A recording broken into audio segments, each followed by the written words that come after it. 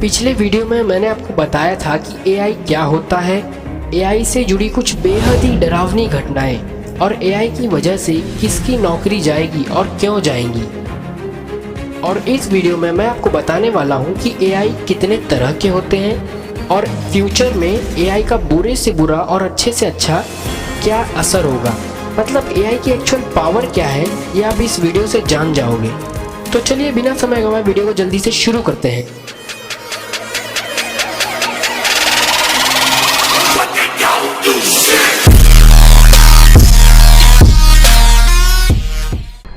जैसे कि आप सभी जानते हैं कि एआई एक कंप्यूटर प्रोग्राम है और वो हमारी ही तरह सोच सकता है और फैसले ले सकता है। और इसे ध्यान में रखते हुए एआई को मुख्य रूप से 3 भागों में बांटा गया है। आर्टिफिशियल नैरो इंटेलिजेंस यानी weak AI, artificial general intelligence यानी स्ट्रॉन्ग एआई और आर्टिफिशियल सुपर इंटेलिजेंस या कहे तो सिंगुलैरिटी। और अभी के वर्तमान में हम आर्टिफिशियल नैरो इंटेलिजेंस यानी वीक एआई का इस्तेमाल कर रहे हैं। ये एआई सिस्टम्स केवल एक पर्टिकुलर टास्क के लिए होती हैं, जैसे कि आपके कंप्यूटर्स या मोबाइल के एप्लीकेशंस जो कि एक स्पेसिफिक काम के लिए बने होते हैं। और अब तक आपने जो भी एआई का इस्तेमाल किया है वो सब वीक एआई ही है, यहाँ तक कि ह्यूमनॉइड रोबोट सोफिया। अब जब बात ह्यूमनॉइड रोबोट सोफिया की आ ही गई है तो चलो इसे भी जान लेते हैं। 14 फरवरी 2016 को सोफिया, जो कि एक ह्यूमनॉइड रोबोट है, उसे इंट्रोड्यूस किया गया था और अक्टूबर 2017 को इसे सऊदी अरब की सिटीजनशिप मिल गई थी, यानी नागरिकता मिल गई थी। और ये पहली ऐसी रोबोट है जिसे किसी देश की सिटीजनशिप मिली है और अब तक के सबसे एडवांस एआई ह्यूमनॉइड रोबोट भी। इसे खास तौर पर इंसानों से बातचीत करने के लिए बनाया गया है। ये काफ़ी हद तक इंसानों की तरह ही फेशियल एक्सप्रेशंस बना सकती है। एक इंटरव्यू के दौरान सोफिया से पूछा गया कि क्या तुम इंसानों को ख़त्म कर दोगी, तो उसने कहा हाँ। हालांकि इस बात को मजाक में लिया गया क्योंकि ये अभी तक हमारे दायरे में ही काम करती है, परंतु जब कोई एआई पूरी तरह हम इंसानों की तरह ही समझदार बन जाए तो उसे कहा जाएगा आर्टिफिशियल जनरल इंटेलिजेंस यानी स्ट्रॉन्ग एआई। और एक स्ट्रॉन्ग एआई हम इंसानों की तरह ही चीज़ों को समझने और डिसीजन लेने के काबिल होंगे। और जिस तरह से इंसानों ने मशीनों को बनाया, ये मशीनें भी दूसरे मशीनों को बना सकती हैं। आर्टिफिशियल इंटेलिजेंस का आखिरी लेवल है आर्टिफिशियल सुपर इंटेलिजेंस या कहे तो सिंगुलैरिटी। सिंगुलैरिटी आने के बाद क्या होगा ये तो कोई नहीं जानता, पर हाँ सिंगुलैरिटी का आना तय है, क्योंकि एक बार अगर एआई स्ट्रॉन्ग एआई तक पहुंच गई तो उसे सिंगुलैरिटी तक आने में ज़्यादा वक्त नहीं लगेगा। पर क्यों? क्योंकि आप अगर खुद ही देखें कि हमने पिछले 50 सालों में टेक्नोलॉजी की दुनिया में इतना विकास कर लिया है जितना हमने अस्तित्व की शुरुआत से लेकर उस समय तक विकास किया है। और पिछले सिर्फ 10 सालों में हमने इतना विकास किया है जितना कि हमने पिछले 50 सालों में नहीं किया।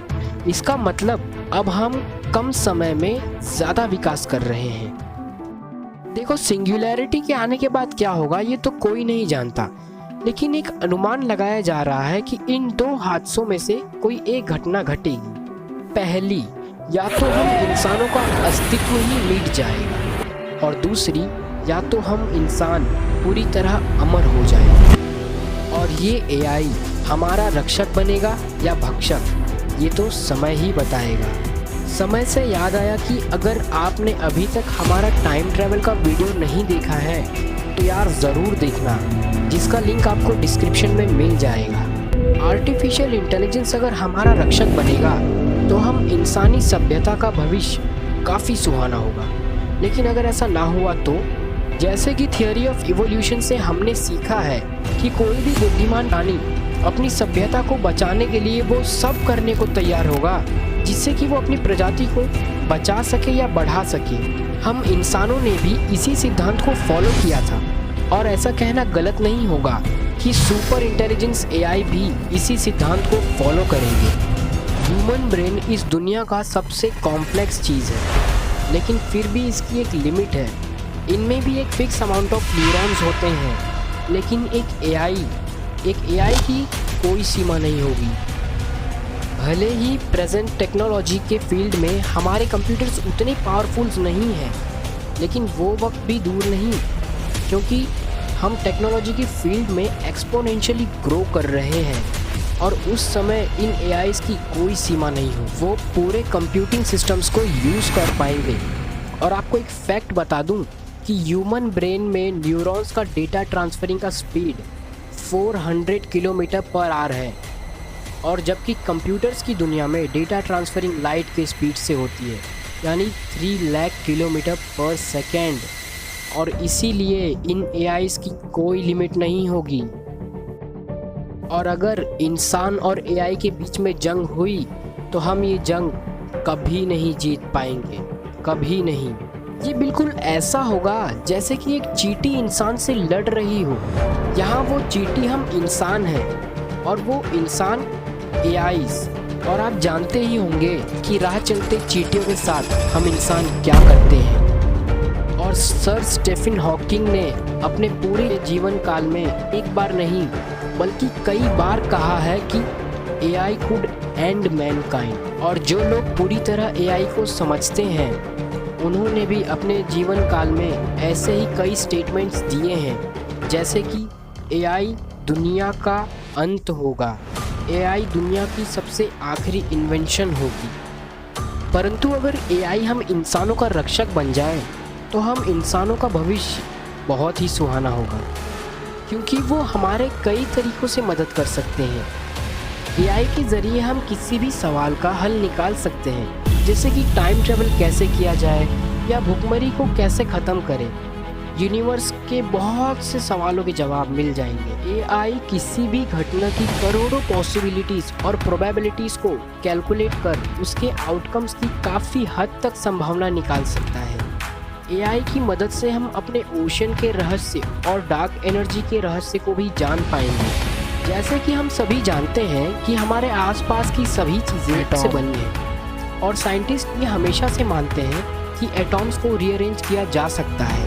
पिछले कुछ सालों में साइंटिस्टों ने लैब में एटॉम्स को रीअरेंज करने में या मूव करने में काफ़ी हद तक सक्सेस हुए हैं। तो जब हम इंसान काफ़ी हद तक रीअरेंज करने में सफल हो सकते हैं, तो ऐसा बिल्कुल संभव है कि एक एआई के ज़रिए हम किसी भी चीज़ को किसी भी चीज़ में बदल सकते हैं। और अगर ये एआई एटॉम्स को रीअरेंज करने में सफल हुए तो इनके ज़रिए हम इंसान अमर भी हो सकते हैं। जी हाँ, अमर भी हो सकते हैं। आपने बिल्कुल सही सुना। चलिए जानते हैं कैसे। हमारा शरीर भी एक मशीन जैसा ही है। अगर हम लगातार इसकी अंदर से मरम्मत करते रहें तो ये हो सकता है। एआई के ज़रिए हम नैनोबॉट्स को भी बना सकते हैं, जो कि हमारे शरीर के अंदर रहकर हमारे डेड सेल्स को रिपेयर करेगा और हमें ज़िंदा रहने में मदद करेगा। और साथ ही साथ हम अपने आप को भी इन एआई के जैसे अपग्रेड कर सकते हैं, जैसे हमने इन एआईज़ को बनाया है। क्योंकि अगर हम इस प्लेनेट पर रहने वाले सभी जीव जंतु के इंटेलिजेंस को 1 से लेकर 1000 पॉइंट्स में मापें तो सबसे कम मिलेगा चूहे को, डॉल्फिन्स को मिलेंगे 4, चिंपैंजीज़ को मिलेंगे 7, और हम इंसान जिनकी इंटेलिजेंस चिंपैंजी के थोड़े ही करीब होती है, उनको मिलेंगे 9 पॉइंट्स। जी हाँ, केवल 9 पॉइंट्स। और हाँ, शायद ये सुनकर आपके होश उड़ जाए या आपके कान से धुआं निकले, पर अगर इनके बीच कोई एआई आया तो उसे मिलेंगे पूरे 1000 पॉइंट्स। और शायद उनके लिए ये नंबर्स भी कम पड़े। 80% साइंटिस्ट और रिसर्चर्स का मानना है कि फ्यूचर में एआई हमारा रक्षक नहीं बन सकता। ऐसा क्यों? क्योंकि मान लो कि अगर हमने एक एआई को ये टास्क दिया कि दुनिया से भुखमरी को हटा दो, तो ऐसा बिल्कुल संभव है कि वो इस काम को करने के लिए सबसे आसान तरीका अपनाएगा और दुनिया से भुखमरी हटाने के लिए सभी भूखे लोगों को ही ख़त्म कर देंगे। और अगर चलो मान लो कि हमने उससे भूख मिटाने के बजाय खेती करने को कहा कि जितना खेती हो सके उतना खेती करो, तो वो इसे भी करने के लिए सबसे आसान तरीका ढूंढेगा कि खेती करते रहेगा बहुत ज़्यादा। तो भाई उसे ऐसा नहीं लगना चाहिए कि खेती करने के लिए ज़मीन छोटी पड़ रही है और हम इंसानों ने बेवजह ज़मीनों को घेर रखा हुआ है। और अगर ज़रा सा भी एआई को ऐसा लगा कि भाई बेवजह ज़मीनों को घेर रखा है तो वो सभी ज़मीनों को ख़त्म कर देगा, साथ ही साथ उनके मालिक को भी। और आपको क्या लगता है कि ये सब जानते हुए भी हम इंसान ऐसे एआई को बनाएंगे? बिल्कुल नहीं बनाएंगे भाई, बिल्कुल नहीं। क्योंकि किसी भी रोबोट को तब तक के यूज़ करने की इजाज़त नहीं मिलेगी जब तक कि वो इन रूल्स को फॉलो न करे, जो कि एसिमोव लॉज ऑफ रोबोट के नाम से जाना जाता है। ये रूल्स 3 बातें कहता है। रूल नंबर 1, एक रोबोट किसी भी तरह या अपने किसी भी हरकत से किसी भी इंसान को कोई भी नुकसान नहीं पहुंचाएगा। रूल नंबर 2, एक रोबोट को इंसान के द्वारा दिए गए सभी आदेशों का पालन करना होगा, बस शर्त है कि वो पहले नियम को ना भूले।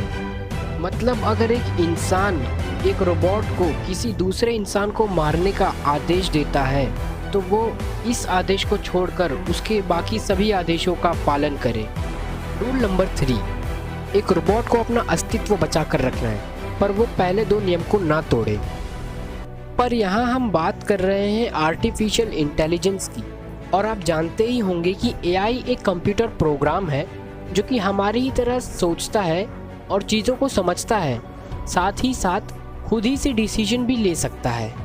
तो भाई यहाँ पे तो ये लॉस काम नहीं आने वाले, क्योंकि एआई खुद ही से चीज़ों को सोचते हैं, समझते हैं, डिसीजन ले सकते हैं। तो वो आपके लॉस को क्यों फॉलो करेंगे जबकि वो आपसे ज़्यादा ताकतवर हैं। और इसी बात को ध्यान में रखते हुए एक नए टेक्नोलॉजी पे काम चल रहा है, जिसकी मदद से अगर कोई रोबोट रक्षक की जगह भक्षक बन जाए तो भी वो हम इंसानों को कोई हानि नहीं पहुंचाएगा। और इस टेक्नोलॉजी के बारे में हम बात करेंगे अपने अगले वीडियो में। लेकिन कुछ भी हो, एआई ऐसी टेक्नोलॉजी है जो हमारे पूरे मानव जाति की सबसे आखिरी या सबसे महत्वपूर्ण आविष्कार साबित होने वाली है। मुझे उम्मीद है कि आपको इस वीडियो से कुछ ना कुछ सीखने को ज़रूर मिला होगा। लेकिन यार आप लोग एक चीज़ बहुत गलत करते हो, इस वीडियो को शेयर नहीं करते। मैं आपके लिए इतनी मेहनत करके एक वीडियो बनाता हूँ और आपको सिर्फ एक लाइक करके शेयर करना होता है। तो यार प्लीज़ इतना तो कर दिया करो। चैनल पर नए हो तो चैनल के सब्सक्राइब वाले लाल बटन को दबाकर काला कर दो, ताकि मेरे वीडियोस की नोटिफिकेशन आप तक पहुँचे सबसे पहले।